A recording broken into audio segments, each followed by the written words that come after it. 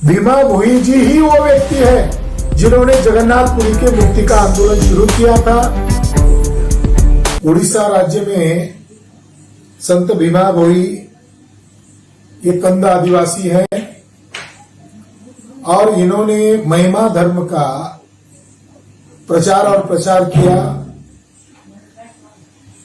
आदिवासी लोगों में ये महापुरुष पैदा हुए हैं और वह स्वतंत्र रूप से महिमा धर्म का प्रचार कर रहे हैं।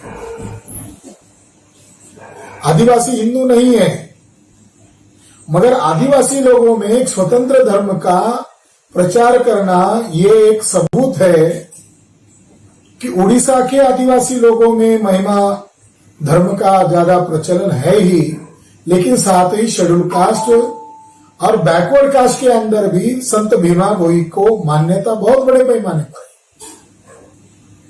महिमा धर्म ये एक स्वतंत्र धर्म है। महिमा धर्मीय लोगों का स्वतंत्र विचारधारा है। महिमा धर्मीय लोगों के प्रचारक है और उनके अपने कुछ सिद्धांत है। संत भीमा भोई जी ने जो आंदोलन चलाया उसकी प्रेरणा कहां से मिला? तो उसकी प्रेरणा उन्होंने बुद्धा से लिया। तथागत भगवान गौतम बुद्ध यह संतों के आंदोलन के प्रेरणा स्रोत है। वास्तविक तौर पर, ऐतिहासिक तौर पर यह सिद्ध हो गया है कि संतों का जो भक्ति आंदोलन था, जो ब्राह्मणवाद के खिलाफ था, इसका ओरिजिन ही बुद्ध धर्म से है। ब्राह्मण लोग इसे वैष्णव धर्म कहते हैं और उसकी जो मान्यता है वो बुद्ध धर्म से ज्यादा जुड़ी हुई है। महाराष्ट्र में देखा जाए तो पांडुरंग को मानने वाले लोग पंढरपुर को जाते हैं, वो भी उड़ीसा के बड़े टेम्पल की तरह है, वो भी बुद्ध से जुड़ा हुआ है। साउथ इंडिया में देखते हैं बालाजी एक बहुत बड़ा सेंटर है। उड़ीसा का जगन्नाथपुरी जो सेंटर है ये पूर्णतः वैदिक सेंटर है, बुद्धिस्ट सेंटर है और उसका ऐतिहासिक परिप्रेक्ष्य ये है कि महिमा धर्म ये स्वतंत्र धर्म है, उसकी स्वतंत्र विचारधारा है और इसके बारे में 1880 में ही ब्रिटिश लोगों ने इस पर बड़े पैमाने पर रिसर्च किया। हंटर नामक बड़े विद्वान का यह कहना है कि उड़ीसा में जगन्नाथपुरी के नाम पर जो लोग इकट्ठा होते बुद्ध के ही आदमी इकट्ठा होते। महिमा धर्मीय लोग बुद्ध से प्रेरणा लेकर कार्य कर रहे, इसके कई सारे सबूत हैं। दूसरी खास बात, महिमा धर्मीय लोग उच्च निष्ठा नहीं मानते, बुद्धिज्म उच्च निष्ठा नहीं मानता है। महिमा धर्म का ओरिजिन बुद्धिज्म से है, ये सब प्रमाणित सिद्ध हो गया है। महिमा धर्मी के बारे में यह प्रमाणित हो गया जैसे कि संत भीमा भोई ने अपने वचन में सीधा बुद्ध का नाम का जिक्र किया है। यानी बहुत ही आश्चर्यजनक बात है और इस बात का प्रचार केवल उड़ीसा के ही लोगों ने नहीं करना चाहिए, बल्कि पूरे देश भर में बहुजन समाज के अंदर इस बात का प्रचार होना चाहिए कि संतों का प्रेरणा स्रोत तथागत भगवान गौतम बुद्ध है। क्या कहते हैं वो? उनकी एक बात को मैं यहां दोहराना चाहता हूं। चाही कलीर मंदरे भक्ते कंती रही, बुद्ध अवतार रूप दर्शन पाई, विहार मंडले शून्य गादी तुला दिए, ये आलेख प्रभु धुनी कुंडे गुप्त चिये, माया रूपे बुद्ध अवतरिये नर देही, भक्त जन हिते भक्त उद्धर ये पाई। संत भीमा भोई जी ने स्पष्ट रूप से ये कहा कि कलयुग में भक्त यह अपना भेष बदलकर जीवन व्यतीत करेंगे। भले ही उन्होंने बुद्ध अवतार को देखा न हो, बिहार प्रांत में गढ़ी यानी आसन पर, शून्यासन पर वे प्रस्थापित होने वाले हैं और वे धुनी कुंड में भगवान आलेख छुपे रहेंगे, यानी भगवान बुद्ध छुपे रहेंगे। आलेखा उनके वास्तविक शक्ति के कारण मानव रूप में बुद्ध के तौर पर दोबारा अपने अनुयायियों के भले के लिए अवतरित होंगे और वे अनुयायी इस तरह से मुक्ति पाएंगे। इसमें कुछ शब्दावली जो इस्तेमाल की है कि तथागत बुद्ध का आना तय है। महायानी परंपरा में भी कहा है कि मैत्रेय बुद्ध आने वाला है।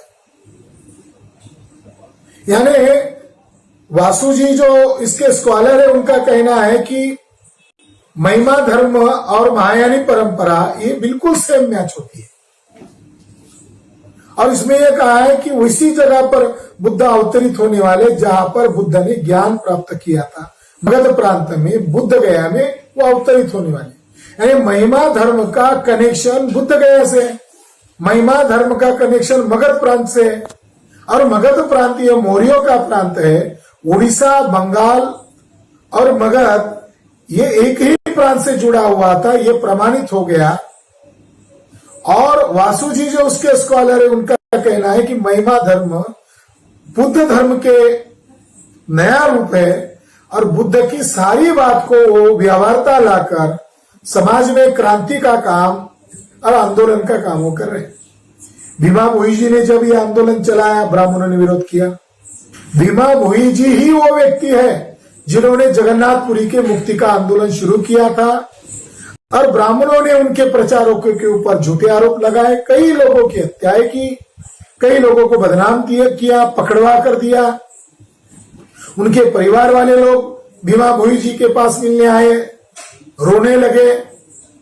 तब संत भीमा भोई जी ने अपने अनुयायियों को ये उपदेश करते हुए कहा कि हम जो कार्य कर रहे हो बड़ा कार्य है और बड़े कार्य के लिए कुर्बानी देना पड़ता है और बड़ी कुर्बानी के साथ ही उद्देश्य को हासिल किया जा सकता है।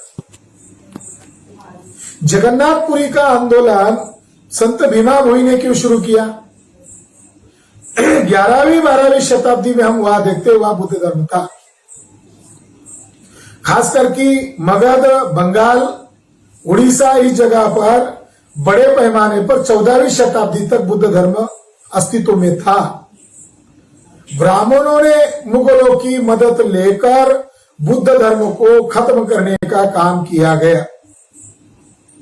उड़ीसा के जगन्नाथपुरी कौन है, इस पर रिसर्च किया गया और खासकर की पुरातात्विक आधार पर सब प्रमाणित हो गया जगन्नाथपुरी के जगन्नाथ कोई और नहीं है, तथागत भगवान गौतम बुद्ध है। 6ठी शताब्दी में ह्वेनसांग वहां गए थे और उन्होंने कहा कि वह औदंतपुरी या उदंतपुरी नाम का विश्वविद्यालय है। जैसे कि नालंदा, तक्षशिला, उदंतपुरी ये बाद के समय में डिस्ट्रॉय किए गए। उदंतपुरी का वर्णन यह किया गया कि ब्राह्मणों ने उस जगह को दिखाया, वहां फौज खड़ी कर दी गई और बड़े पैमाने पर ब्राह्मणों के इशारे पर डिस्ट्रॉय किया गया। जैसे नालंदा को जलाया गया ब्राह्मणों के इशारे पर। 12 साल तक वो काम कर रहे थे, नालंदा को जलाने का प्लानिंग कर रहे थे। ह्वेनसांग कहते हैं कि वहां पर 3 बड़े स्तूप मैंने देखे जो सम्राट अशोक के द्वारा बनाए गए थे। एक बीच वाले स्तूप के अंदर सम्राट अशोक ने तथागत बुद्ध के दांत के अवशेष वहां पर रखे हुए हैं, इसलिए वो पवित्र स्थान था और वहां इसीलिए लोग इकट्ठा होते हैं, आज भी होते हैं। रथ यात्रा कोई और नहीं है, पीसी अलेक्जेंडर ने बुद्धिज्म इन केरला नामक एक थीसिस लिखा, पीएचडी का थीसिस, और उसमें उन्होंने सिद्ध किया जिसको शंकराचार्य का एरिया माना जाता है, वहां पूर्ण रूप से बुद्धिज्म आज भी मौजूद है। भले ही शंकराचार्य ने प्रतिक्रांति किया हो, मगर ये रथ यात्रा ये बुद्धिस्ट लोगों की है। फैयान ने 4ठी शताब्दी में पाटलिपुत्र में देखी थी और वही रथ यात्रा केरला में दिखाई देती है, वही रथ यात्रा आपको उड़ीसा में दिखाई देती। जगन्नाथपुरी में 3 बड़े देवता है। नंबर 1 जगन्नाथ या कृष्ण जी ने कहा जाता है, दूसरे बलदेव हैं और तीसरी सुभद्रा है।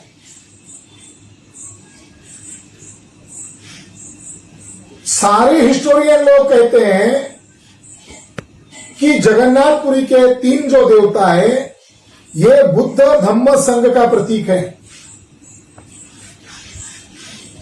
बलदेव उपाध्याय ने भी मान्य किया और सर मेजर जनरल कनिंघम ने भी आर्कोलॉजिकल आधार पर प्रमाणित किया कि बुद्ध ही जगन्नाथ है, बलदेव जो है वो संघ है और महिला हमेशा बुद्धिज्म में धम्म का प्रतीक माना गया है, तो इसीलिए सुभद्रा धम्म का प्रतीक है।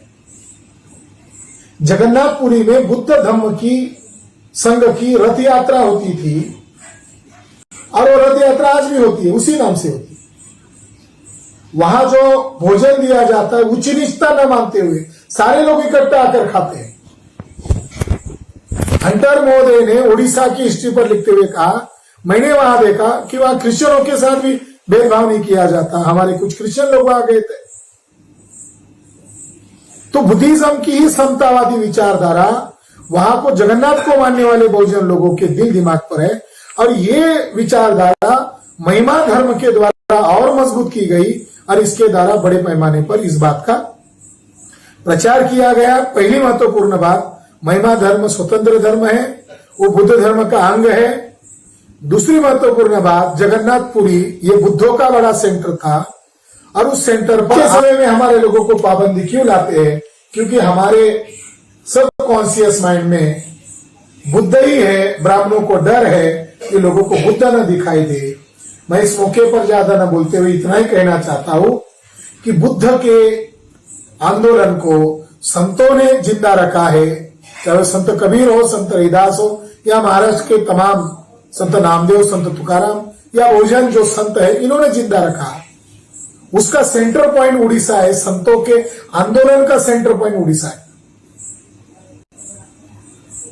तो ये जो भक्ति आंदोलन है, ये भक्ति आंदोलन नहीं है, महायानी आंदोलन है, बुद्ध का आंदोलन है, उपासक उपासिकाओं का आंदोलन है। और इस आंदोलन को आधुनिक भारत में 18वीं 19वीं शताब्दी में संत भीमा भोई ने बड़े संघर्ष के साथ इसको चलाया। हम उन्हें अभिवादन करते हैं और हम इस बात के लिए भी आग्रही है कि हम लोग अलग अलग माइनॉरिटी कम्युनिटीज के लोगों का, धार्मिक लोगों का संगठन चला रहे हैं। हम लोग वामसेक के लोग महिमा धर्म को अडॉप्ट भी करेंगे और भविष्य में इसकी रणनीति बनाकर बड़ा आंदोलन चलाएंगे। महिमा धर्म ये राष्ट्रीय आंदोलन है, संतों का आंदोलन है और ये आधुनिक भारत में बुद्धिज्म को जिंदा रखने का आंदोलन है। बुद्धा का आंदोलन समतावादी आंदोलन था और इस आंदोलन को महिमा धर्मीय लोगों ने जिंदा रखा। सारा मूल निवासी बहुजन समाज उनके ऋणी रहेंगे। धन्यवाद। जय मूल निवासी।